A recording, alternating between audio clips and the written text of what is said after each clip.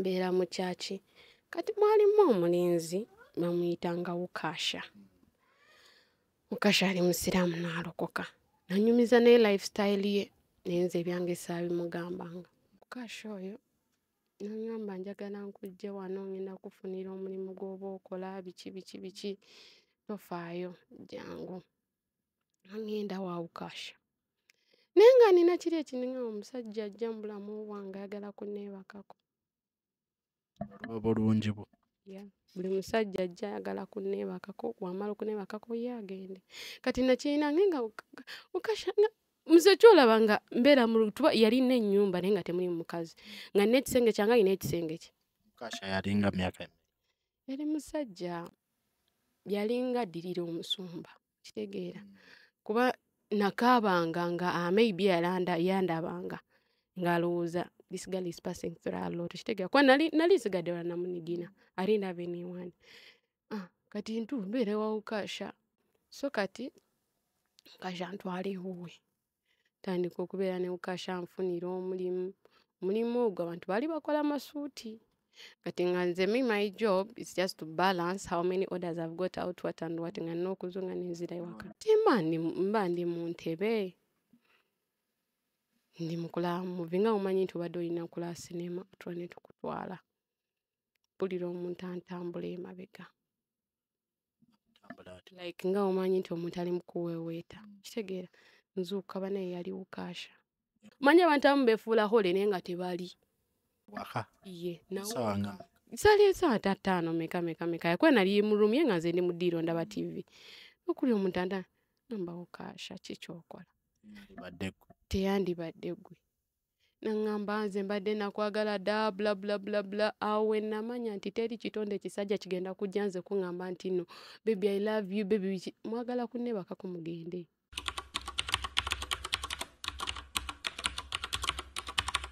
Narwana. Nengamba Ukasha teyandi. Nenkaaba nangamba biki naye mbadde nkwagala biki nze mbadde bulijjo sagala kugamba buli. Ona Ukasha tuwalabangawo mbeera eri kakeya aleeta buno aleeta buli. Tebyaliwo. Nga omanyi nti oli mu nnyumba ya muntu you have to eat, you have to drink. Me even I couldn't like nga budde bwange. Kitegeera. Wali obadde ne Ukasha for how long? For how long? It was maybe a week, second week mwe yatabukira. Already you were used. Wali gambia kasita nalingi manyi. I was tired of any man sleeping on me. So oganya omujjamu oganya omukolako akubeereddewo.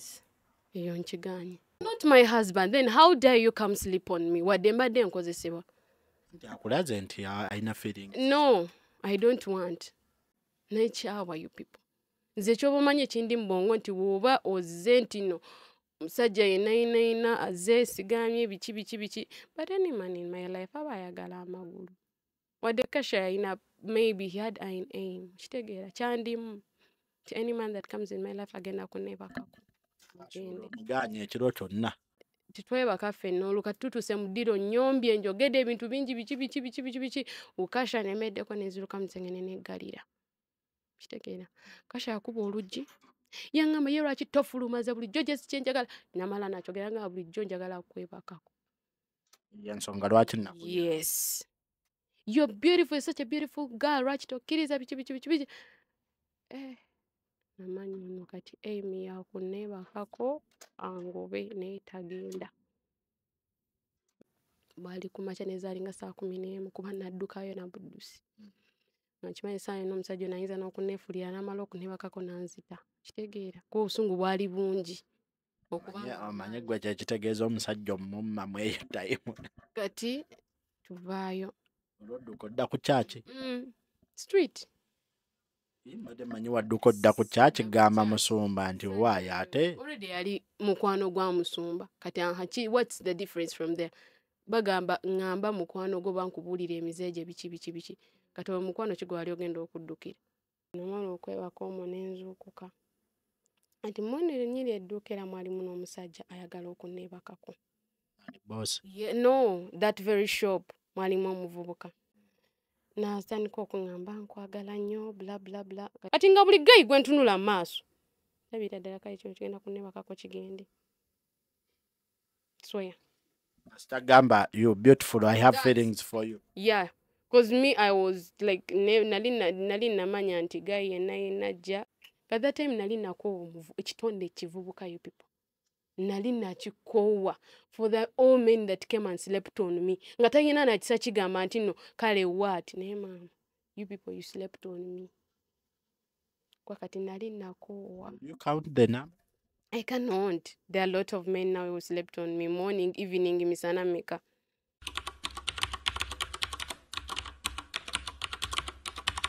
Teri musajja ajja mu malaaya ku street nalowooza nti n'agenda kwagala. Tekiriiyo. Tekiriiyo. They will never lie you. There are a lot of men who are there who told it to me. Naye tekiriiyo. Mubaamu oli ng'afuusedde ka client n'otuuka n'ogaa naye guno alabika. Kye bakulimba nga tekiriiyo. Nze sirina love. So newe kuba akalimi tosobola. Sirina love, nakoowa. Nakoowa. Olaba buli omu muyaayi. Yeah. Nakoowa. Gati njagala weeteke mbigere byange. Weebakiddwako buli kasasiro kampi kawanvu solidi byonna byonna. Nolowooza nti nno you can love someone and still feel the other guilt into my heart. Kale bambi yalaga agudde mu mukwano nange. Naye kale neebakiddwako abasajja bangi yalabanga ye akasooka. Yalabanga agudde mu mukwano nange. Naye saagwa mukwano naawe. Lwaki? Nti ekikolobero nno kyenkola kinnuma okubanga I'm cheating on my boyfriend. Kitegeera?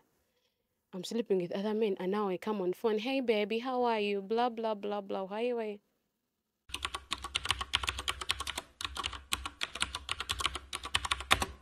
Kati kye namala ne nkwata booda nagenda mpaka mu church ya Pastor Timothy. Gye nasibira. Yajjanga ku sipa. Timothy yali mulala. Ndowooza ko abalema omumanyi Timothy. Yes, cause we nagendangamu ne page gundi omukyalo oyo nalabangamu abantu abasulaamu kane ngamba lwaki sibeeranga mu church nendaba maybe naatereera. Kitegeera? Mbeera mu sipa nina emitwalo ameka 5 ku nsawo ntandika okulyako mpola mpola okwo bwe nalyanga. Ndi Ku church? nsula mu church, mbeera mu church, nsiba mu church. Sivaamu. Olwo naluna lwaki mbeeramu. I wanted to like nga mpulira kuba Fuuka omwana wa Katonda. Fuuka endiga ya Katonda. Mbeera mu church sente zitandika okunzigwako. Sirina n'ekimu kye neekoledde. Kyova olaba mbagamba nti nze ssente we nazikwatanga tezaakola ki? Ezannyambanga nti kyavanga ku kitange bugagga. Maybe nze ssente ze nakolanga zaagendanga wa kitange. Okitegeera? Taatawo ne maama. Yes, maybe mwe nakolanga. Cause nze akasimbi akange obugagga bwawe bwali buvanga mu nze. Nga maybe the hush I have, it goes to them. Mbeera mu church. Kati mwalimu omulenzi bamuyitanga Ukasha. Ukasha ali musiraamu n'alokoka. Nanyumiza ne lifestyle ye. Nenze ebyange saabimugambanga. Because it was something mpulira ddala Mukama yamba. Maybe nyinza otereera. Nyinza ofuna omuntu annyamba nga ndi mu church. Ukasha oyo n'angamba njagala nkujje wano ngenda kufunira omulimu gw'oba okola biki. Tofaayo jangu. Ngenda wa Ukasha. Naye nga nina kiri ekininga omusajja ajja mu bulamu bwange ayagala kunneebakako. Obulungi bwo. Buli musajja ajja ayagala kunneebakako, wamala okunneebakako ye agende. Kati nakirina nga Ukasha nze kyolaba nga mbeera mu lutuba yalina ennyumba naye nga temuli mukazi. Nga nina ekisenge kyange alina ekisenge kye. Ukasha yalinga myaka emeka? Yali musajja yalinga addirira omusumba. Kitegeera? Kuba nakaabanga nga maybe yandabanga ng'alowooza this girl is passing through a lot. Kitegeera? Kuba nali nsigadde wala namunigina. I didn't have anyone. Kati mbeera wa Ukasha. Akujja mu church akututte wuwe. Yes, tutandise okubeera awo naye kati omuntu ayinza okitwalanga nti yali anjagala. No, he didn't. He was maybe just helping me. Kitegeera? Kuba nze nasula mu church January, December ngenda kuba natandika okusula mu church maybe after Christmas, for some 3 days after Christmas. Kuba nzijukira nava kusipa ku Christmas lwennyini nnyini. Christmas bala bali mu kunyumirwa nze ni mu kudaaga Nansi muli nava ku Nnaku ez'okukola ssente ennyingi ennyo n'oddukawo. kuba nze nali mpulira ekintu ekimu nali nkooye okwebakibwako nga mpulira bintami nga future yange buli we nkijjukiramu nkaaba ngamba ne kambikola ekikambibeemu tebiina kye bingasiza ne ssente ze mbadde ndowooza naakola sizifunyeemu so kati kasha ntwala ewuwe tandika okubeera ne kasha nfunira omulimu ogwo abantu baali bakola masuuti kati nga nze my job is just to balance how many orders I've got out what and what nga nina okuzunga n'enzira ewaka yali awo saidi ze Nansana era mu kitundu omwo mwennyini naye ku Muvula oba something like that kati mba ndi mu ntebe ndi mukula movie nga mumanyi nti obadde olina kula sinema tuba ne tukutwala mpulira omuntu antambula emabega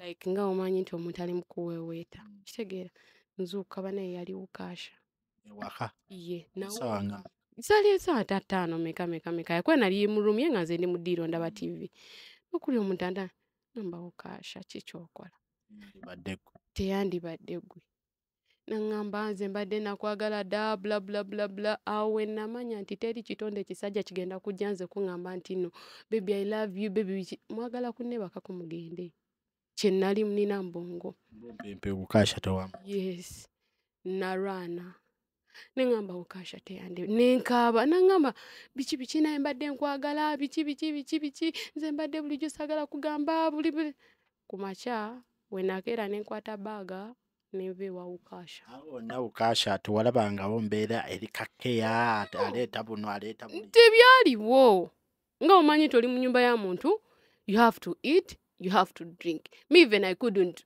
like samuwanga budde bwange kitegeera me I had my aims temuzuukuka kusabako no I couldn't because nze nasabiranga nzekka yasabanga nze yekka nsaba nzekka manyi abantu abamu beefuula hole naye nga tebali yasabanga agamba nkunyamba kalye maybe wali obadde ne Ukasha for how long it was maybe week second week mwe yatabukira already you were used wali gambya kasita nali nkimanyi I was tired of any man sleeping on me up to now yensonga lwaki kyekyanzine ku mulimu gwe nabaddeko so wa Ukasha oganya omujjamu oganya omukolako akubeereddewo eyo nkiganye You're not my husband then how dare you come sleep on me wadde mbadde nkozesebwa akulaze nti alina feeling no I don't want nekyawa you people nze kyoba omanyi ekindi mbongo nti woba ozze nti no omusajja yenayina azze sigamye biki but any man in my life aba ayagala amagulu wadde Kasha yayina maybe he had an aim kitegeera kyandimu any man that comes in my life agenda kunnebakako muganye ekiro kyonna mwebase eyo nedda tetwebaka ffenna olwo kati tutuuse mu ddiro nyombye njogedde ebintu bingi biki Ukasha nemeddeko nenziruka musengene neggalira kitegeera Kasha yakuba oluggi yaŋŋamba ye lwaki tofulumaza bulijjo gye si kyenjagala namala nakyogera nga bulijjo njagala kwebakako yensonga lwaki naku yes you're beautiful such a beautiful girl lwaki tokkiriza biki namanyi ono kati aim yakunnebakako angobe naye tagenda nenfukamira wansi nga mukama oba ŋŋenda oba sigenda aizulu nempakinga mange engoye zange nenvaayo kuba ali kumakya nenvaayo kati mu kuvaayo bali kumakya nezaalinga saa 11 kuba naddukayo na buddusi nkimanyi saa yonna omusajja nayinza n'okunneefulira n'amala okunnebakako nanzita kitegeera kuba obusungu bwali bungi omanye gwe kyekitegeeza omusajja omumma mweyo tayimu kati tuvaayo olwodduka odda ku kyaki street mbadde manyi wadduka odda ku kyaki gamba musumba nti waayo ate already yali mukwano gwa musumba kati what's the difference from there bagamba ŋŋamba mukwano gwo bankubuulira emizeege biki kati omukwano ki gwali ogenda okuddukira omusumba yali akimanyi nti obeera wa Ukasha nze simanyi nenze naberanga wawukasha nenvayo nengenda ku church nensaba oba nengenda nenkola kitegeera kati nzira ku street mbeera ku street olowozezza ne kalima akapya k'obadde simanyi kati awo nvaayo nagulowoozaako nengendawoko kutuuka nga bandaba nkutte ebbaaga nogweŋŋamba koti gundi Alex omusajja alaka ye kiki ate ng'okutta emigugu nenga ate wali nenkola nemala okukola ebwongeera nenga kati wangenda kuddawo okwebaka bafuluma twatandise ofuluma ne gwe togenda fuluma dduuka biki nga mundekeemu biki ngenda genda mundekere ebisumuluzo nebaka omwo namala okwebaka omwo nenzuukuka anti mwene nyiri edduuka era mwalimu n'omusajja ayagala okunneebakako boss no that very shop mwalimu omuvubuka natandika okuŋŋamba nkwagala nnyo bla bla bla kati wenakiwulira nagwo nayina ogukola ki dduuka wennyini we wali okola era kwolwo weweebaka tawana lwawukasha ne mu dduuka mwennyini mwe nali lwennyini lwe wasulamu mwasulamu babiri nedda atesulamu ne gayi yalimu naye nga already has a crush on me okitegeera so that very morning kumakya kuba netegeka mangu that very night nga saa meka nenzigulawo edduuka naye nga basazeewo ng'okedde kumbe tebamanyi nti nakoze eki zoomu gayi nga jangane njagala kwogeramu naawe nenga kiki ngamba bulijjo nkulaba kati nga buli gayi gwe ntunula mu maaso labira ddala kale kino kigenda kunnebakako kigende swear Gamba, you're beautiful. I have feelings for you. yeah because me I was like nali namanya nti gayi yenna jja cause nakina kiva mu sipa mugenda kujja munnebakako mugende at that time nali nakoowa ekitonde ekivubuka you people nali nakikoowa for the all men that came and slept on me nga tayina nakisa kigamba nti no kale what naye mama you people you slept on me kwa kati nali nakoowa You count the number? I cannot. There are a lot of men now who slept on me morning, evening, misana meka. Nenga life wise. Wekebeza. Yeah, no bibeerawo. Nsipa bibeeramu. Muba mukiraya nti ajja nagamba. Tuno sambala. Piru zibeera mu sipa. Era wamala okukola open we. Musoka ne mwekebeza nga tebannawakola. Goba obira pepetamu oba biki zonna empeke ziba miranzimanyi. Zonna zimanyi. Osoka ne weekebeza nakulaga nga atayina. Era nze wemmala ne mira piru. Nekye nebaza mukama kiri ekimpaka nakati if I check myself I'm very negative. Nkyebaliza nnyo mukama. Tofunanga kulu. No, pigness wasn't there. Zene periods zizali ziranga olw'ensonga nti natwalanga nnyo pills into my body. So kitegeeza wafuna watuukanga ne feeling ez'okwagala. Zaagenda nze. Zaagenda. Feelings z'okwagala zaagenda.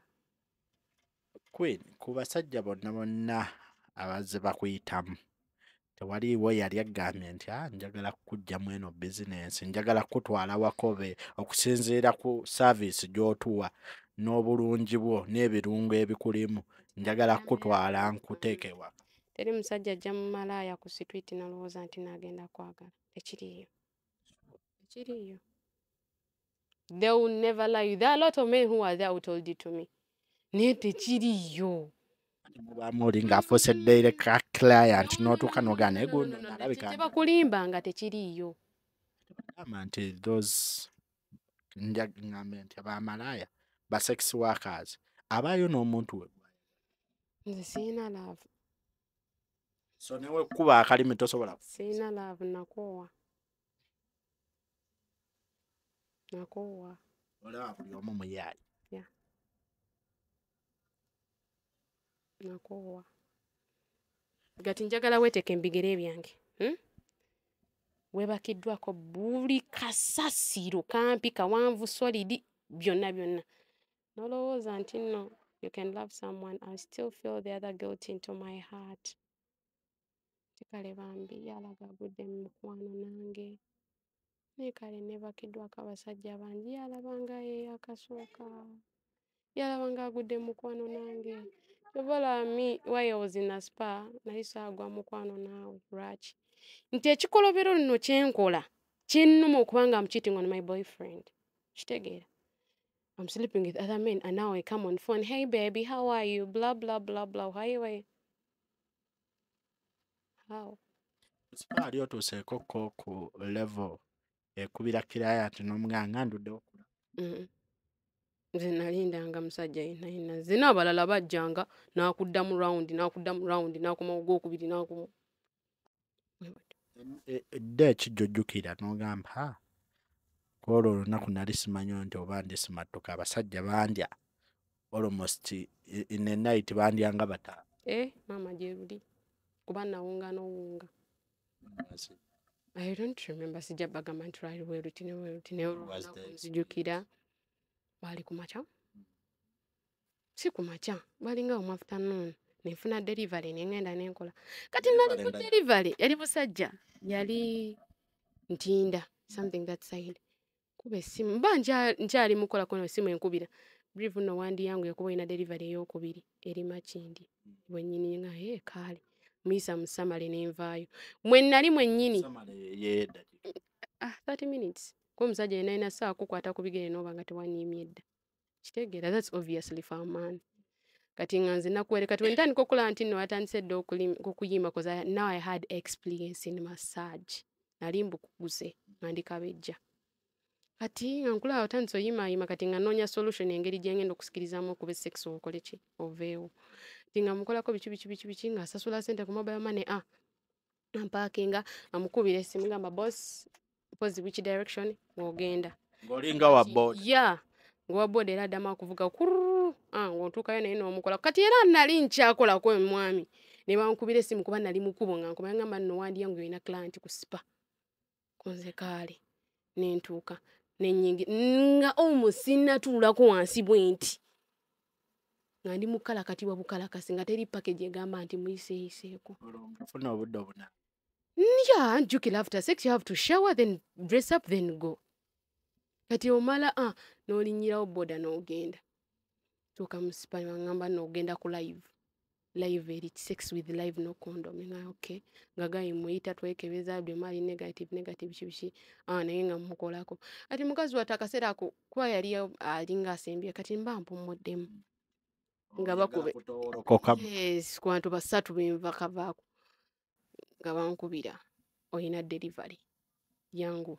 oyina okudduka n'oyambalirawo n'oyambala n'akutikka n'ogenda naye so yanatuuka nga mpulira n'agagatta amagulu si kyagayina mpulira amanyi gambi kati nagenda otuuka client w'okuna nga mpulira yes mpulira mpeddo nenga I have to pretend negayo okumuvaako nga wow you've been sweet nyoko kati nga nze ngamba kalera bene mugana amazzi amanyi lunaku byoyise amanyi bunaku mameka banne baseko limu kungamba nga yo sweet bla bla bla bla bla bikino namala natuula ku boda nenga mpulira n'akabina kannuma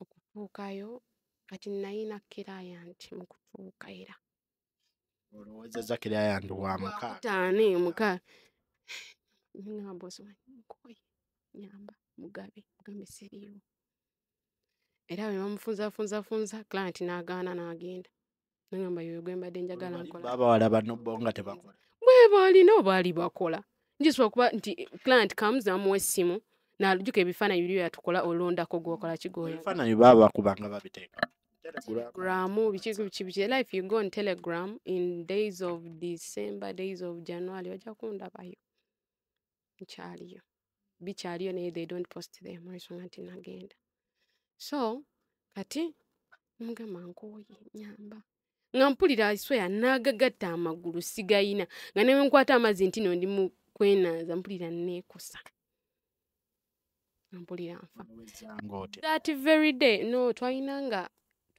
empeke ne tube kitegeera that very day kuba yandeka azaalinga osaamu 9 client we yagira nentandika otowoka kuba nalina tube ngeweweeza tandika okukakana neneeba that very day wenafuna ne client wa VIP nga sasudde full night kamu something ngaze ne bagayi baali bangi naye nga balaga maybe baali bava bweru nanonda ate ebyo ebiseera muganda wange bye bino ebifaananyi ebyaliyo nga sikyali kali ka level kammwe akaali akaana akata akakamala nga sikiiro era ekuze olwo sikiiro ekuze ekyo kino ekifaananyi mbijjukira Gayi n'agamba manyi njagala nnyo akawala nga katonotono, njagala nnyo akawala olwo kati olwo nkuze n'enviiri nasiba ndi sekise. Kati ebyo byebyo bifaananyi kati n'avaayo. Kati mu kutambuza Gayi mujjukira bulungi yalonda ekifaananyi kino. That's how you have to dress in pics. Gayi n'alonda nagamba naye kano akawala tekalinayo vidiyo yonna gyakola. Ngamba yee kati nga bakuscrollingira buscrollinzi. Gamulaga this video. Kama nyambe ebe ng'ekyalimu. Kwanza omanyi batera okugamba you speak a story ng'olinamu even some evidence. Byebyo. No mbijjukira n'enkaaba. Mbijjukira ne ndabira ddala nga this wasn't my life. I wish to be in. Kati ezo zonna kuba kati you call a lot of kati oba oyagala abasajja abagagga ebyo okola. Yewe nantandise obeeta nkyakunyumiza olunaku lw'ombuuzizza. Kati Gayi we namufuna nga my boss cannot like tasaasubwa ssente ezo. Najja naye nga naaga openinga my legs sigayina. Ibipo n'amagulu gaali gannuma kuba omusajja kutuusa buli ango gy'ayagala. Oka kigayi kyali kikulu nga kirina ebbuto. Nentuuka I had to pretend I had to be sexy naye nga nze amanyi ekindi ku mutima. Olunaku era lwe nkugambye olunaku era lwe kati abasajja baali 6 mu lunaku olwo. Naye nga buli omu alina hours ze, ono 2 hours, ono 1 hour, ono meka biki. Era nawulira n'omuwala eyazinibwako abasajja 6 omulundi gumu. Bwe nakuba akafaananyi ne ndabira ddala nga it was like me. Mu lunaku lumu abasajja nga 6-7 banneebaseeko. Nga nedda osooka munyiga massage ntisinziira package gy'abaasa. Ne waliwo ajja n'asasula sex plane ng'otuuka ne mutandika romance nga mpaka ku sex point. Bwe batyo. So that was it for that day. Tewali yali agamba nti I need rough sex. I need BG. Biba mu package. Oli najja naga kati full package. Ebeeramu BG, ebeeramu handi, ebeeramu romance, ebeeramu every shit. Abasinga because we get complaints ez'abawala abamu nti ate omusajja mu kifo ky'okuyita mu maaso ate n'ayita emabega watakkiriza. Tebyalimu era yenna akikola baakufulumya nga sipa. Nga you report to the manager nti oli kiraya nti akola bw'ati tadda. Guys maybe ayagala kumpita mabega nga bagambira oyo mwesonyiwe vaayo. Tebabikkirizanga gyo. Only thing they wanted, open your vagina, they pass through you. That. Waliwo moment gy'ojjukira n'ogamba nti kuno nasanze omusajja anjasa biggu. Oba gye nagenze ku delivery oli Katonda anjigemu gyali. Gyebiri. Because ebintu binyuma biki. Yes, it was rough as you know. Sajja kukyusa buli ango n'akatano ango ngunze nga tokyalina nangeri ya kukola nti ebikyaliwo. Ate omulese ekyusa obuuze eno ngwamanyi. Naye ng'okubamu akafaananyi, do these men have kids? Yeah, a lot of people who come in spas baba balina n'abakyala nze kambabuli. Baba balina n'abaami. Lunaku ki lwe wakwata ku ssente n'ogamba leero nkoze mpezezza $2,000,000 nga zange nga si za kampani. Wano butiipu ofu wabaayo akunyigayo awo ekyesatu, wabaayo akunyigayo ezzike. Tiipu wange litasooka $20,000. Kuba omuntu akuwa $20,000 akuwa 2 akuwa meka tebasukka mb'onkwadde tiipu wa $20,000 ebiriyo. Batandikira ku 10, 5, 6, 7, 8, 2, 3. Apart from drinking alcohol omwenge, terina bikubwa birala byonna bye wakoze. No, by the way, I stopped even taking alcohol because that was my last day when I was stressed. That was my day I stopped maybe. Because already katini stars no ngamba tugende to clubbing. And I don't club. That's what now I put in my soul. Kwensi katini nge agamba mukama.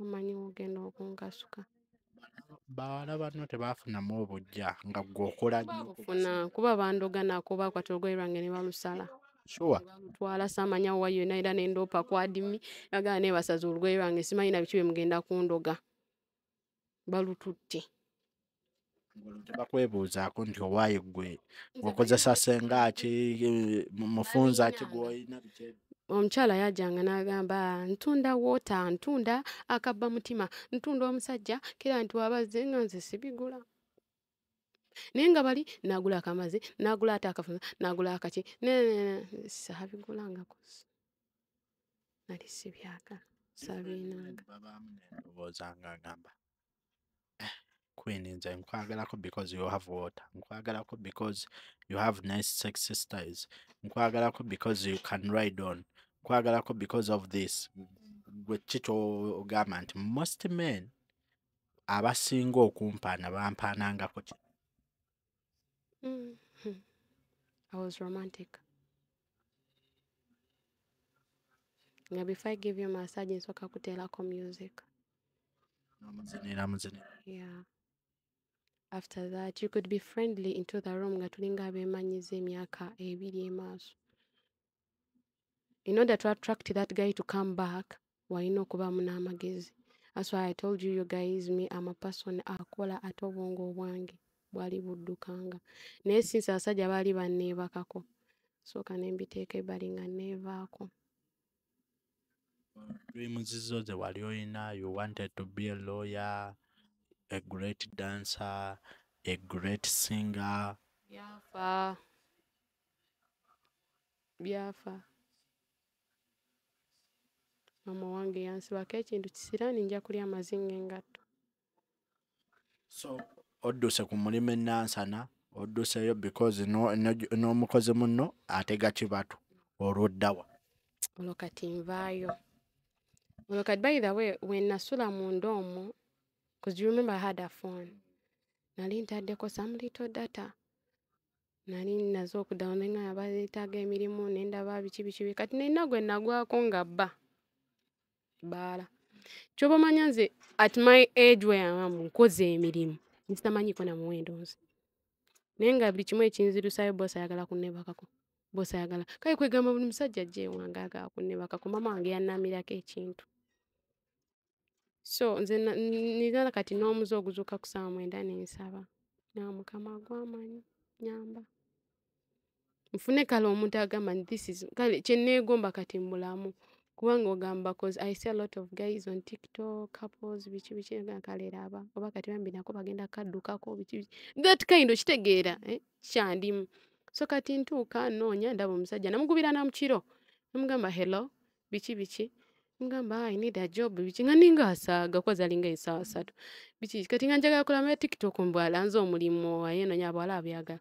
tananga oli ludda nsindikira ebifaananyi omusindikira akafanga nkwagadde jangu okole enkyona asobola okujja amba enja kujja kati ate is the same morning omusajja we yagala okola ki okunkwana kyenneebaliza mukama nti omusajja we nayagalira okudduka I already had another what idea of going to a job era nakwata obugugu bwange nengenda mpaka mukono era omusajja yanteeka mu transport because I didn't have any coin anteeka mu transport we namutuukako nangamba eyo ng'ekisitu kisoto something like that eyo mukono eyo kasito eyo nerabiddeyo katosi mukono see that side yeah that side that's where I went kati mu kutuuka already nali neetaddemu ekintu kya ndi muwala wadde mpisa ebintu ebingi nate saagala kunjooga kitegeera nali ntandise kati okubanga nezzaamu obuvumu nti okyasobola kitegeera why people may ask lwaki tewadda amazina biki nasooka nembikola ki mulamu kati nga njagala kukola ssente ndaba oba nsobola okwezimba nenkola ku byange bye nali ndoota kati ntuukayo gaayi namutuuka amaaso nga bulijjo ndadde ndowooza filter ng'era oli omwami munedendoloza fute nzindikidde akafaananyi kituufu oli muwala mulungi biki hey yuwakinabba biki naye nga amazima gali nti nebbanze nali simanyi we bakwata opena nokolekera ati nositula kawaita n'otwala no ensi enjigiriza yensi enjigiriza oyigiridde ku mulimu kwenjigira naate batera okugamba genda naye nga amagezi like you're straight, you know what you're going to do. Waze natuukayo ati nga ndaba manyi okubanga weeraga kitegeera neteekamu okweraga teekamu kali ka class. Yes, kali ka class I'm on a high level biki natandika okwewa principles zange okuva we natkola ki natandika okwewa principles zange kati tuukayo nga ndabira ddala this bar a whole beautiful girl like me to work in such a bar kalabika bubi yes local bar gayina ngamba nkimanyi kati tofiringa comfortable chikuba nali nakatuuka gayina ngamba kuba nali ndiwa obweru gayina je nagamba oyo boss ngamba mpitaka akawala gayina yagala okuneebakirako ku nusu mutwalo nze abadde yeebakirako emitwalo 5 mitwalo ameka kati nga neteekamu the other kind of so cheap like that. Silly that kind of level kitegeera nemugamba excuse me can you get another girl I'm not on that level kati boso eri yandaba nagamba the girl is kitegeera mawe batera ogamba wewe class wadde oli ku loki naye wewe class you get even something doing what a variable of you gayi nagamba I think in a bar yaba boda biki ngenda kutwala ku banene y'amaanyi yogenda okolera ngamba I have no problem with that nantwala ku bar beyo bagitanga annex eri katosi eri eyo ntuukayo when I reached of the boss nga banene yabuvunaanyizibwa maybe ekyali bambagagga biki gayina ngamba tusanisa okulaba you look so beautiful biki nangamba naye tulina tetwagala obeere waiter tetwagala obeere supervisor weno bba I thank God for the favor I have nangamba twagala obeere supervisor nangamba supervisor why nangamba we see because me I had evidence in talking bwe mangenze ku interview I can speak siberamu aunt kati biki my girls we have this kind of thing kwanza ensi yali enjigiriza nga obeera ku interview don't look down teweemola tokola ki obeera straightforward in someone's eyes bagamba of course I can because nze nayina the other kind of feeling kuba ne mbuto I was once a prefect I was a leader I know what to do mangamba have you ever been a supervisor bagamba nobody wait and see I can ngamba kale tukuwadde chance mane tugenda sooka tukwa emitwalo 2 just to see your experience and bagamba ne ku kipande kya mwendabyeko massage biki I want to look at your spas n'abawala abakolamu because azimuteka kuzeemu da olokati bampadde ogwa supervisor now I want to maintain everything because it was already I had experience in that nangamba katukutuote tunabagizimba naye tunoonya omuntu alina experience ne bagamba I can open it up for you naye nga sikola omukugu nze aliwa bogena na mukugu tebamanyi nti kabejja gwe bayina ngamba experience nabanyumiza ebintu bya sipa gamba tukwe sente mmeka ogende wali mu eri room ogipange ngeya sipa bagamba you just do this kind of amount ne babalira buli kimu the cost ne babimpa opened up a spa nekyasinga okumalamu amaanyi olwo ntandise waweze wiiki nziguddewo sipa biki it's a very good ne bazze abawala batandise obba bakola abawala bamu babakolako kati bosi nangamba sipa eyo ebadde ekola naye njagala closing for a week lwaki bunjagala supervisor nkolereko buli package atunulira ekisajja buli package eri ku list nze njimukoleko ngagwe supervisor anti nze yagulawo sipa kwanza nabagamba wenjigulako sikolako kuba nze nali mbikooye kitegeera nga nteddeyo kati nga ninga kati abawala bano abaali bakolanga kyannumanga nga senior woman wa kati nga embaga nentuuka ekiseera kati waliwo omuwala yanyumiza story nendabira ddala nga story yange nengamba nelwaki sipa kati nga ngamba anyway byayagala naye kagenda abirabi manyi abawala abamu tebawulira because I could tell them biki naye nga bawala bamu omanyi abawala yes agala tulemesa biki nembaleka kana agambe ekigenda ova mu sipa package zino zempandiise wano mugenda zikola nembibalaga babikola naye saabibalagira as experience biki nabibanyonnyola nga mbalaga ne video ebakola we bati kati omusajja n'agamba CEO of the spa yajjira na mu benzi ebiki biki naatuula nalinze abawala ba sipa ne manager nagamba why I called you people I want this spa to close for a week ne bagamba lwaki bosi abasajja baffe biki biki omanyi abawala ne mbatunuulira ndabira ddala nga buno bujega bambi bulabira ddala emmaali maybe bo balina emikisa mu ssente nze nalina kisiraani nti bosi ng'agamba njagala sipa closing for a week njagala supervisor wammwe ankoleko for a week buli package eri in front of the employees in front of the girls bowa orders abasajja mujooga nsooka ntunula mugamba waina ngamba I want you to do me every package I see your experience and I want you to do me every package namugamba salary esigaddeyo giri yali akakuwa yali njukira akatolo ba increase nze cause after doing the spa atandise okunsitula naye nga bampa mwezi olwo nfunyeyo 2 agasooka mwezi oguddako agenda kumpa 40 olwo ngalinze mu mwezi ogwo gwe ini mweyasiriwalira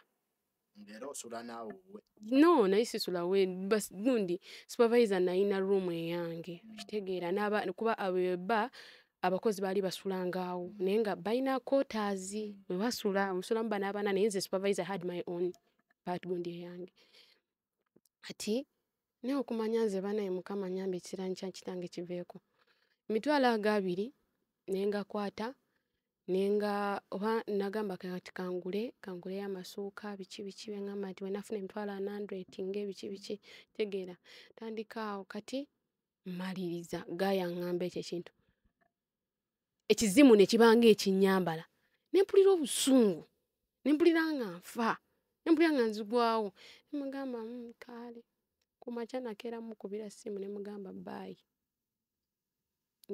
genda nangamba togenda mbadde nsaaga bula bula bula biki nzamba bitogenda esiduuka yange ate gundi obadde supervisor mulungi biki bambi togenda biki nesigala netuddamu ne tukola ogwokubiri yayitira mu manager naye ng'olwo lonna nkitegedde okuba gaayi bw'asooka n'akugamba tolowooza nti naakivuddeko nno natandikirawo okunoonya omulimu oguki omulala nenfuna omulimu gwembaddeko kati onkubira gaayi mugamba mbadde ndaba weetaaga omuwala akola mu botiiki biki nangamba mwetaaga can you come for interview tomorrow ngamba no I may take a week if it is possible gaayi nangamba tewali buzibu naye nga waliwo abalala abajja for interview for that guy kati nze nga ninga agamba maybe wenna alemerera wano nsobola okudduka ki eri I had knowledge nakolanga amagezi before time rushes me because nze nzuuze wano nzira wano siina wenneeba olinda kugoba ati gayayitira mu manager amagamba mbitira ku supervisor njagala gule room ya massage biki ndabe kyekirimu nambuze ngamba supervisor nga manager jangamba genda ogambe sisi ayina ebisumuza amutwala amulage nga boss ayagala gwe nze kaali nkwata ebisumuzo nzija nzigula room ngamba wow ayingira nga ate gwe nga toyingidde kulaba mugamba it looks nice wana birabye dda ama supervisor I have to maintain everything ngatuula ku ngamba naye bakitompaako yes bakitompaako wennakuba oluggi lwa sipa ne mukasukira n'ebisumuzo netambula ekkubo nenfuluma ebbaala nengenda nenkwata engoye zange nenzipaakinga nenninnya booda n'akasente kankuba nalina 5,000 nenzigya emukono mpaka ku interview wali ozze owoole gaayi yes kuba namukubira essimu nemugamba ndi mu kkubo nzija biki nangamba jangu naye nga before I'm not yet to park engoye nasooka nenzireka emukono moreover it is a very long distance sooka nzireka nenninnya emmotoka mpaka eno bukoto namusangawo mu washing bay nentuula nangamba you look beautiful naye nga bwe nayingira edduuka nasanga amabaasa nga oli nasindika nangamuntu nasindika photocopy ye nasindika education yinga wasomye wafunye degree nasindika biki I didn't have even any single kipapula kabendaga muntu nali sibiina antuuke wagaayi kuba yali aŋŋambye interview yayina engato omwo nze kambabulire ntobye buli mulimu naye nga mukama yannyambako kati ntuuka alina engatto munda ekirowoozo ekyasooka okuŋŋamba gaayo nootuuka munda agenda kugamba engatto eyo banga amutuuza engatto kyanzigira before even I sat in the car opening the door I saw the shoe kyanzigira nga ziri mu dduuka azitunda kuba yali tanandaga dduuka it was just opening up nga dduuka ngatto zitandika ku mitwalo 15 nefimya mitwalo 15 naginda nenyingira nga neŋŋambirawo nagenda kuŋŋamba engatto eno gitunde gundi ku TikTok gundi lwaki mbagamba namanya ati engatto ezo nti zatunda TikTok gundi kwaliko botiki ya ngatto kitegeera kuba bwe mwali two girls needed biki to work in a boutique of shoes kwe nayingira mu motoka nendaba engatto yali Air Force ne kirowoozo simanyi gye kyava neŋŋamba gayo nagenda kuŋŋamba mu interview gye ŋŋendamu ngatto eno gitunde kitegeera nentula mu motoka hi how are you I'm fine how are you you look beautiful where have you been working mugamba I've been working in a boutique kumbe mukazi wattu mbadde mu kibaala olwo nootetenkanya bulamu n'okubaamu ne experience batera okugamba kati olwo ntandise okkula kintu kiri kye neetegamu be principled wadde ofeesinze ki yesinze ndi mu kubonaabona abantu mwesigaanye naye saagala kamanyiira sajja bamanyiira mu bizinesi okitegeera wadde you look so beautiful but value yourself as a girl byonna byenze nga mpitamu ebya sipa besiganye ndi mulungi naye mukyabwevuma kitegeera ne lwaki nkyabwevuma nkyezaamu amanyi nga mukama tomanya walinza ovaayo omuntu obuvunaanyizibwa n'akola ki ola ekintu ekirimu something good yes kati nangamba how are you nangamba I'm fine how are you hey how many did you biki mugamba nze nakoma mu senior for there I was specific no kale biki netukola netuyambuuza bibuuzo ng'omuntu azze funa omuli nangamba bugambi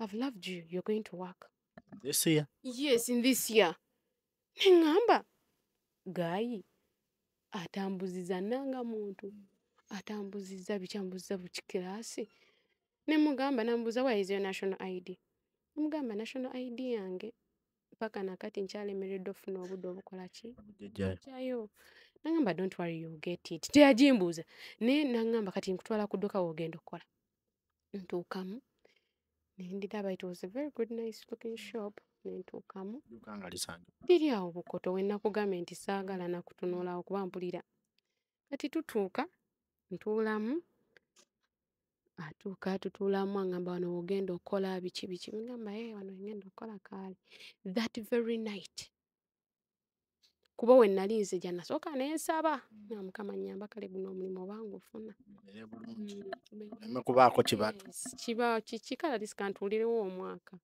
muyinza okufuna sente zange netandika okupangisa biki okitegeera ntandika obulamu bwange tuula negotiating agenda although that is something like February angambye February we gundi February yali ndatera okugwako ntandise okukola mu March guno ogwakatandika yatandika okumpa omulimu that was something like 13th biki kwa nali nninze this 13th of this March okumpa my first salary twala 3 kati angamba mbu kwa nali nfunye allowance nga mpaka 7 kati nemanya nti edduuka lino emba ndisulamu nofuna akabox kasanvu kana at least kabeere nga kakola ki baze n'okusula yes kwe kati maze okuvala okusula kwa nali yamwamba osula awane mulimbo olw'ensonga nti I needed a job kitegeera mukono toyinawo nawe ensula nangamba osula ntula ntinda kozi wanene okusaba omulimu yangamba kwaliko I need a girl asula mumbi bukoto oba ntinda nearby biki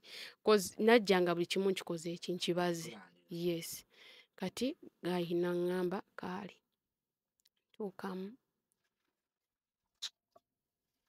gayingandaga edduuka gayi mukundaga edduuka nga buli kimu maze okisetinga mpa allowance kasanvu naye kati mumanye nti akasanvu emmere yaawe ya 5,000 nina okulya nina okunywa nina okwerabirira kati nga mukaseera box nina oteekamu nusu maybe 5 oba 1,000 oba 2 kati maliriza gayi tutandika okukola that very night yafuna ne client w'engatto nga ntudde mu dduuka kati tuvaayo client ajabuze engatto ateekako cash deposit ng'oyina emikisa muwala gwe ngoze mu business biki lunaku lwennyini lwenzize ngamba it's God is will biki maybe obeekakasa nnyo Katonda ne mugamba kuba yambezza wendi.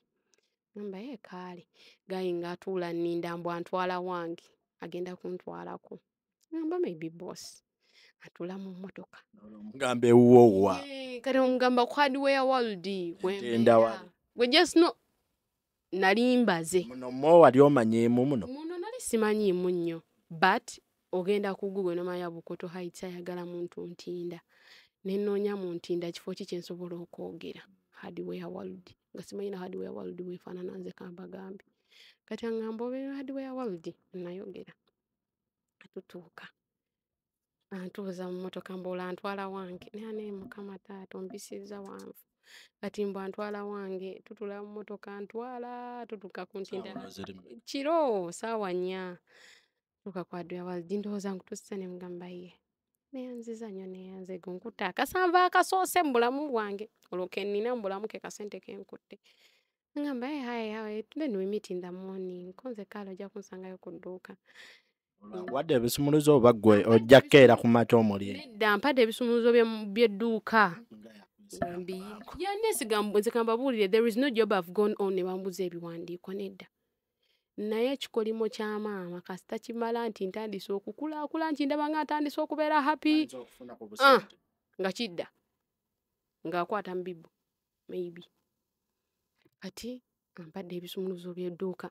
That time, that very day I came to look for Tonight. Yes. Kati bino ebisumuluzo by'edduuka kufuli y'omunda kye kino kyenkale. Nfulumya emmotoka. Naye gaayo nga zinnafuluma emmotoka nga who's your boyfriend? I don't have any boyfriend, me I don't want love. Nali open. Nga lwaki wakoowa love? Ne mugamba bula tombuuza. Biwanvu bamenye. Tombuuza. Kati ekyo kiggwa. Maliriza. Kiggwera awo andeka ku Hardware World. Nenga naye kati buriivu. Mbu kati Hardware World wali obaddeko ddi n'ennyumba nga yiyo.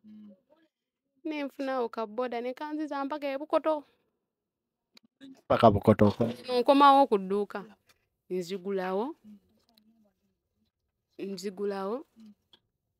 Ne nnyingira. Nali nyambadde kyali ekiteeteeyi naye nga munda mulimu legging. Nenga eno waggulu nali nyambaliddemu toopu ng'ekola nga bra. Obugoye bwe wavudde nabo. Bwe ziringa kati peya. Kati mu kwagala ne ŋŋamba kamukubira essimu. Ne mugamba mbadde ninako wendaga. Naye nkomawo. N'aŋŋamba kale tewali buzibu. Ng'omusajja neesiga. Ne ŋŋenda e Bukoto ne nzigyayo bbaaga ne nzigyamu obugoye obumu busigadde ne mbugaba bwe nnayina. Ne nzijja mpaka e Bukoto ne nteeka bbaaga yange awo. Kati engoye olwo olunaku enkeera ze nalimu najjako bujja kiteeteeyi. Ne nsigala mu crop top ne ka legging. Olwo kati ze zigenda okuba olunaku. Ne mbeerawo. Kati tayinza okumbuuza wanaabirawo. E Bukoto eyo emabega waliyo tooyi. Naye nga munda nga omanyi nti waliyo banneibale abapangisa naye balina ekinabiro ne tooyi. Naye mulina osasula buli mwabakola ku maduuka abajjofuka musasula omutwalo okozesa ezo tooyi. Kati nze najja ne nnaaba. Nanaaba na ssaawa 11 nzijjukira. Ne nzija ne nkomawo. Nanaabisa amazzi saanaabisa sabbuuni. Weeyisaayisaako awo akaama. Neyiira amazzi ne nzija ne neekaza ne nziramu ngoye ze nabaddemu. Kati olwo lwennyini olunaku lwe namugamba nti nina gye ndaga naye kankomewo mangu mpayo eddakiika nga 3. Ne nfunawo wa booda n'antwala. Nakwata na ku ssente ze ez'engatto ze baadipositinzeeko. Ne ŋŋamba kati kano akasanvu kange buli lunaku nina okkeefiiriza okuzzaawo ssente zaaki. Gye baali basasudde kuba engatto yali emitwalo 15 gye baatwala. Omusajja asasulako emitwalo 8. Nijjako emitwalo 5 gya kuntwala nakunza kwe mukono wala. Kati ne nzijja kati nga buli kanaku nali neefiiriza n'okulya nga nkwata nnusu 1,500 nga ndya ekindaazi oba ndidde n'amazzi. Mbeera mu dduuka naye nga njagala kuzzaawo ssente za musajja ze nakola ki ze najja. Yes, naye nga saagala mugamba nti na ssente ze nakoze eki ze nakozesezza.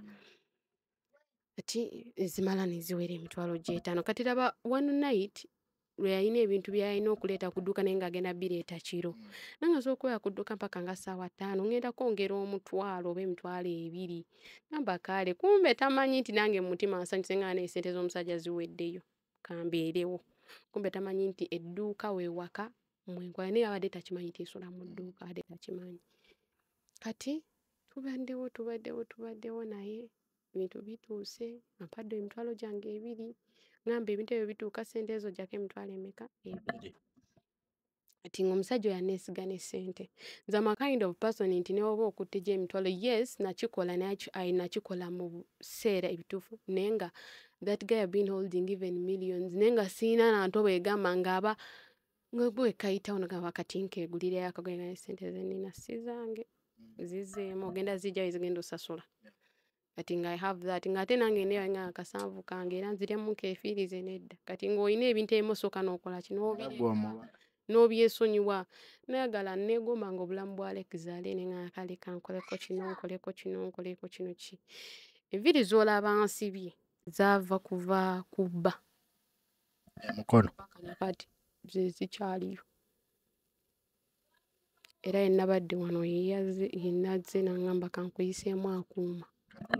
Wano owa mukwano gwo ojjawo oti? Nzijjawo omukyala mbadde ku dduuka awo atunda caayi ku kkubo. Tutandika okukwatagana ndaba sitole emakinga neki eyagala okumakinga n'eyange. N'aŋŋamba naye kati osulamu nno naye okikola otya? Omusajja oyo nga ayinza okwefuulira essaawa yonna. Mugamba kituufu n'aŋŋamba muno nange naye omwana gw'alina yali boosi we yamwebakako n'amuleka. Omwana eyeekuliriza omwana oyo gw'olaba. Kati ntuuka abiŋŋamba nze kati nga boosi ono already yali yatandika dda ebintu ebyo. Nkwagala nkutwaleko out nkutwale nga saagala. Ontwala saagala. Naye obeera wekka teyali agenda kukwatako. Biki nga excuse me saagala. Ontwala. Nze nakuma dda n'okuyingira ebbaala, nakuma dda n'okunyumirwa simanyi nawe kufaanana. Kuba byagenda obulamu bwakyuka nakonziba. That's how I would say myself. Kati mba ndi awo gaayo ono ekyanviiriddeko vaayo. My story is about to end. Ekyanviiriddeko vaayo gaayo ono yajja ekyasooka n'aŋŋamba bw'ate we have a meeting somewhere jangu. Ngamba okay kanzije nga obimanyi olina okugondera omuki omukulu. Okuva ku Yes. Kati ntuukayo aŋŋamba yingira geeti bw'eti. Kapande ndaba ko loogi. Meeting mu loogi? Kuba simugamba meeting nga tezikolera mu loogi. Nagamba no, it's a room naye erimu sitting room tugenda tuulamu nokoze okimanyi nze sikwatagana musana. This guy is a celebrity. Ngamba okay. Muyembe. Muyembe. Nentuuka munda. Gayi n'aŋŋamba saba kunzaalirayo omwana. Boosi wange. Nensooka nenseka. Naseka n'oseka ezziga erimu lye lyatonnya mu liiso. N'aŋŋamba why can't you be my wife? Natandika okwewaana amaserebu bikimanyi okuzaalira serebu nnyo kanamugamba nnyoka amazi. Omanye ennyimba ze? Yes, already I have them even in my phone. So n'omukulaga waafaanana ngenda mu kati kama nnyambe nga data asiinaako. Because you have data mu kusakingira. Kati aŋŋamba njagala biki njagala njagala onzaalire omwana. Kati nze nalowooza nti asaaga. Kitegeera? Nalowooza nti maybe the guy is joking. Biki cannot do this is my boss nga asaaga biki twala nga asaaga. N'aŋŋamba si saaga nno njagala obeere mukazi wange. Ne mugamba nedda mukwano tekijja sooka. Ngenda kukolera buli kimu TikTok yo. Ngenda kukolera buli kimu bambi nkolera buli kimu. Ngamba gaayi abadde ki? Sorry. Ne ngamba gaayi ono abadde ki? Kati it was yesterday but one. Gaayi ampita. Ngamba jangu wano ne wano wati. Kati nze olunaku lwasooka omusinkagana nali ndowooza asaaga bye yali ayogera okitegeera. Kati ogwaddako kituufu nga gaayi ali serious. Kwagala era njagala tubeere wamu. Njagala ozaalire omwana biki naye nga mukwano gwange ono yali yaŋŋamba. Ngamba gaayi oyo essaawa yonna omanyi baserebu bwe balaba abawala abalungi baagala obbakozesa bakole ki? Bakulekewo. Naye nze nkiwa ono gaayi byalowooza akulimba. Kitegeera? Ne mugamba yamanyi naye nze gwaguddeko nakoowakoowade ki yafuuka mabanda nakoowakoowada nze ensi naŋŋamba bwedda gyendi naŋŋamba njagala nzaalira omwana biki ye weeyita kikawala gwe gomanyi baserebu manyi abantu benkoze nabo manyi abantu bembadde nabo gomanyi abawala abanneegomba okuba nange bwekuyamba buyambi maybe nemugamba do you know how many people that came for this interview you who just I loved you that's the way you are you beautiful biki nakuteekana mu dduuka kusikiriza basajja ajja omugambe bebingulirayo engatto obaako yanteeka mu dduuka kusikiriza abasajja bajje bagule engatto baŋŋambe nti bebi oba bakwebakako kasita tubanga tufunye ssente byonna bijja kuggwawo biki kyannumye nenkaayana naye nemugamba ssebo bw'oba bulijjo oyagala neebakako obaze kafu nemugamba omanyi ndeka ŋŋende ŋŋenda kwitinga mukama yeebala amumbadde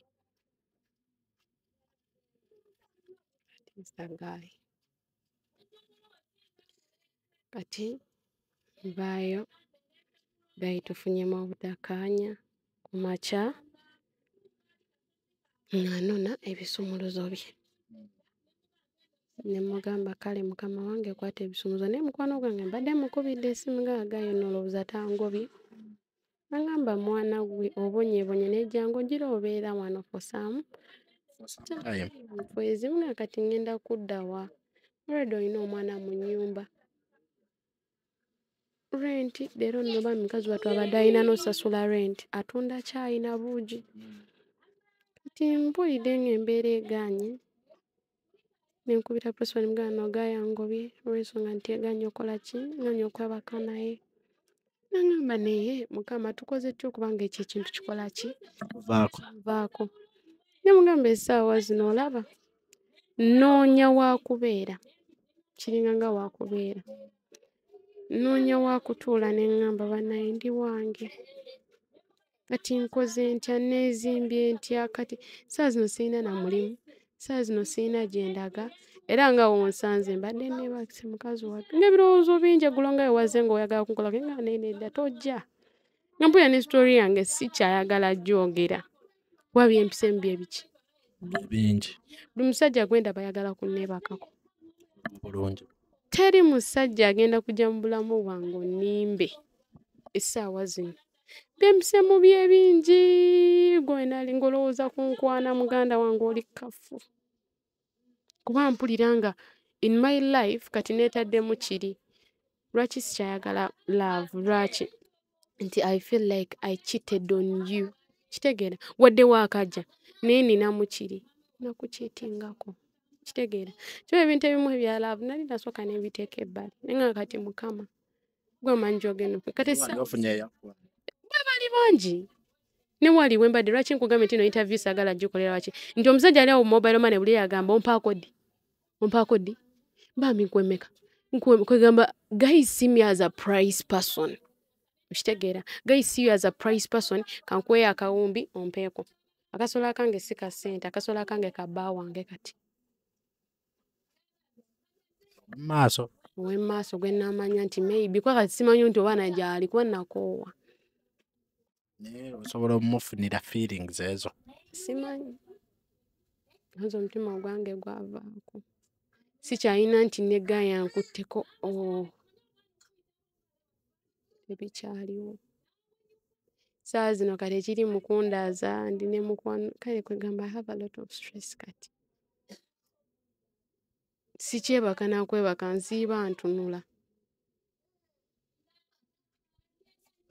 story yonna mugiwulidde bwetyo weeri ey'omwana muwala Queen bwetyo weeyimiridde wano we tuli tukoledde wa mukwano gwe wano buliri single room kwegamba life era yakutetenkanya kwegamba mugiwulidde story buli musajja amulabako ayagala mutega kibatu buli musajja amuwa omulimu amaliriza asabye omuwala ono tabeerangako ku mulimu ndowooza n'awangaalawo myezi 2 okuggyako mu sipa gye yali ndowooza gwe mulimu gwokka gwe yali awangaddeko naye emirimu gyonna zaabeerawo weeks almost akoona mwezi n'avaawo olw'okumutega ekibatu. Abasinga mu comments mu video ze nalabye mwagambye since yali ayisemu eyo experience lwaki tagabaako omulimu ne bagumulekera oba n'asigala ku mulimu. Mukwano ebintu ebyo otuuka naawe n'obikoowa ng'olaba buli onaagabira bantu bameka okutuuka paka ku kyoyagala. So olina okwekkiririzaamu nga ggwe omuntu, olina okubeera omugumiikiriza, olina okwerekereza okubanga n'ogamba kanteekewo principles nti kati ku level kwendi sikyayagala neebakako, sikyayagala nkozesa ansuulewo busuuzi. So gwe wenna kikuwa ekyokuyiga ekiri eyo, gwe wenna ali eyo omuwala omulungi, omanye abawala muddeeyo bufiga bubalimba olw'okuba okwata ka iPhone, olw'okuba ogenda mu ziserene ez'ebbeeyi, naye ng'oyimiriddewo ku mubiri gwo, oyimiriddewo ku bodeyo. Bodeyo yeekulabisa obulungi, iPhone gy'olina wagijja mu bodeyo. Abanene b'olina beweewaanya obafunye because of your body. It's not a talent nti ogenda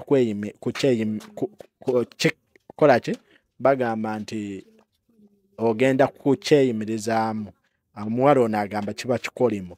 Ate n'ekira tolina kalungi nakamu k'ogenda kukolamu eyo bizinesi olw'okuba olina abanene, olw'okuba abayimbi bakwana, ofuna iPhone wokwata 13 wodda ku 14 wodda ku 15, buli kadresa akajja okambadde, buli ngatta ey'amaanyi ejja mu ggwanga oba gy'olaba ku Snapchat n'ogyegomba n'ogigula. Mukwano bakulimba. Ojja kuweza emyaka 3 ku 4 nga tekyali asobola kukusiiya, ng'ate ssente ze wafunanga tolina kalungi ke wazifunamu. Olinayo obugambo bw'olina eri abawala abalungi abo. Waliwo abawala abalungi bali brown, basereyinga, bakwata za iPhone, naye nga ye agamba oyo time ye yaggwako ffe abaliko. Gye bali olaba for you maybe oyinza okuba ng'olina emyaka 26. Nze mbadde na myaka 18. I'm still young. Now you're like 22, 23. Yeah, I'm still young. But gwalina emyaka 26. I know you've made your body. Naye ofunyemu ki? Ogenda kafuna naye ogenda kugula bugoye kati bupya ogenda okusikiriza omuntu omulala. That's obviously known. Koze byonna bye bali mugamba kati like now omuntu omugaga newonajja. I have experience in everything. Buli kimu nkimanyi. There is nothing you're going to lie me. There is nothing. Kati mwe abawala abali engolooza obulungi biki abantu gye bali balungi. If you want to see if you want to see people who are beautiful, genda ku malaya session. Oba genda mu spa. Kwa mu spa abawala baba tebafulumayo. Genda ogenda kulaba ebisheshe ebiriyo. Mwana nga yakula n'awola. Nogamba naye lwaki ali eno.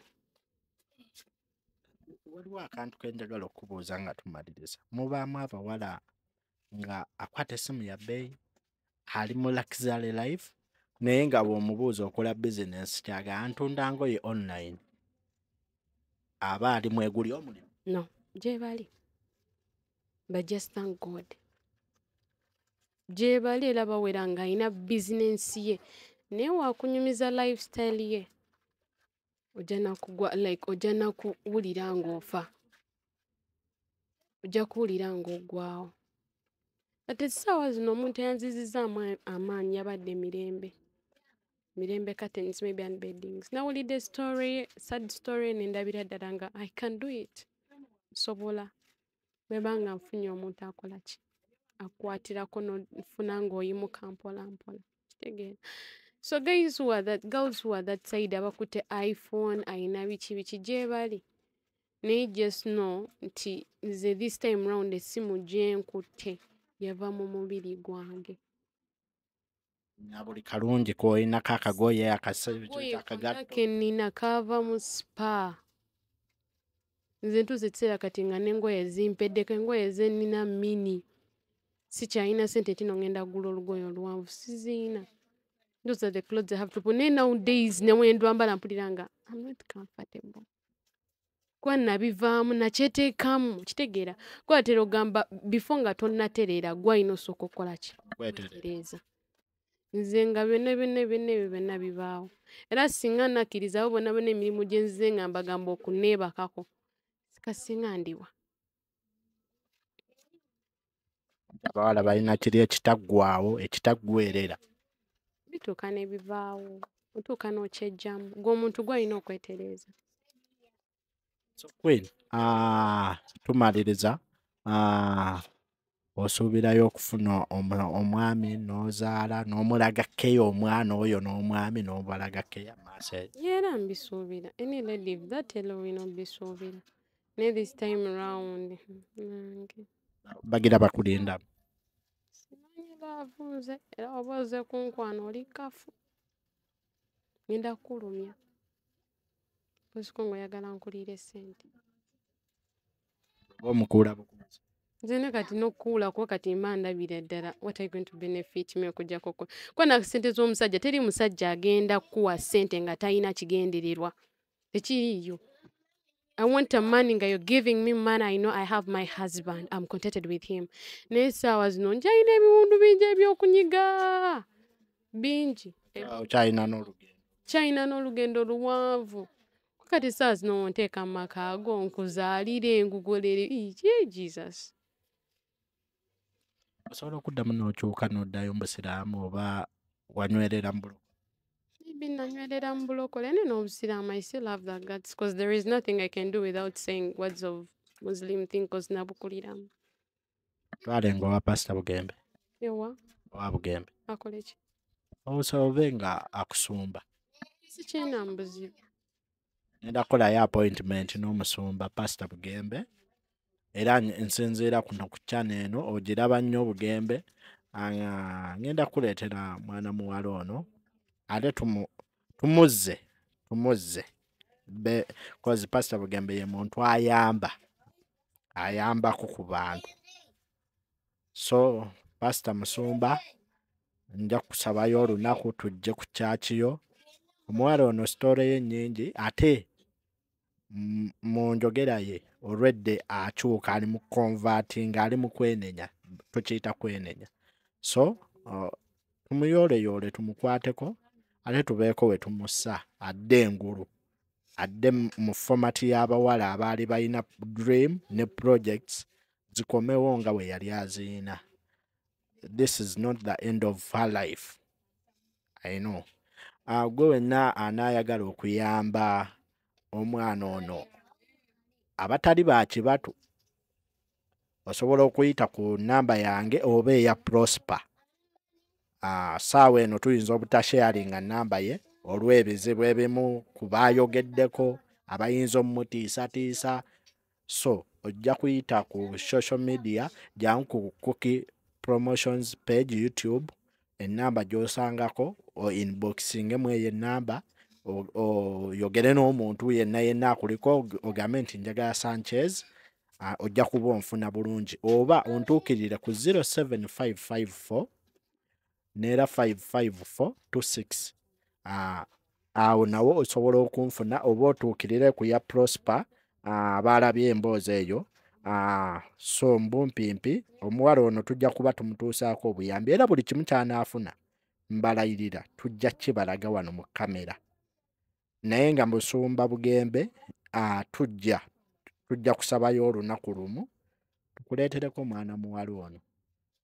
Any last words sorry to say but to any your last words to the parents abali eyo abazadde bwe pono tomanya oyinza okusibirirayo ne maama wo bataatawo obubaka bwonna. Sadde bonna abali eyo kyenkusaba kimu omwana ne waba akoze atya don't ever speak to a girl or a boy ekigambo ekigenda omutambulirako. Mulina omuze ogutuvuma kisiraani ye guno ogwana ng'olina obusungu bungi okuva eri ate n'ensonga z'omu kisenge temuziteeka mu baana bammwe. Mulage nti tewali kikola kiriwo ye omwana amanye nti yono maama yono taata. Kati essaawa zino meero nno ko kati neetwala nga mulekwa. Siyina maama siyina taata. Ne ntuula wansi ne ŋŋamba kale siŋŋamba ddawo ne ŋŋamba mami. Kuba nnise ebintu bingi naye nga essaawa yonna okuba essimu n'omugamba kuba ntama agamba maama wange kankubire maama wange njogere naye anzikakkanye. Naye omuntu gwe nayinanga anzikakkanya yagenda ne kitange ne daddy wange yonna gy'oli. Weebange message ekutuuseeko. Bw'oba okyali mulamu oba wadde wafa. Nkwagala nnyo. Nkwagalira ddala.